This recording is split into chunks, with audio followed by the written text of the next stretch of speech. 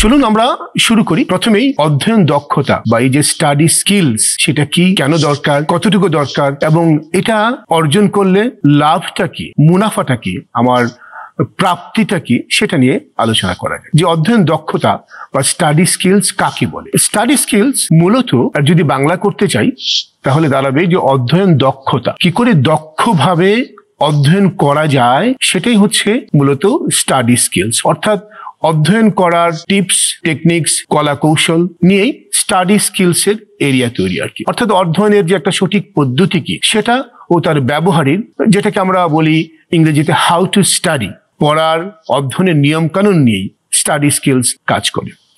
এবং study skills এর একটা মটো বা স্লোগান হচ্ছে যে পরিশ্রমী নয়, বুদ্ধিদীপ্ত পড়াশোনা।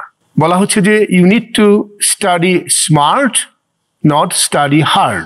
Smart study is better than hard study. তো এই স্মার্ট স্টাডি করতে গেলে অসংখ্য কলা কৌশল জানতে হয়, টিপস টেকনিক্স জানতে হয় নিজেকে স্মার্ট করার জন্য, বুদ্ধিদীপ্ত করার জন্য। তো সেই সবকিছু মিলেই এই স্টাডি স্কিলস এর এরিয়া বা সিলেবাস। তন্মধ্যে আমরা যা বলেছি ইতিমধ্যে সেটা নিয়ে আমরা বিভিন্ন মডিউলগুলোতে আলোচনা করার ইচ্ছা রাখি। ওমা তৌফিকি ইল্লা বিল্লাহ।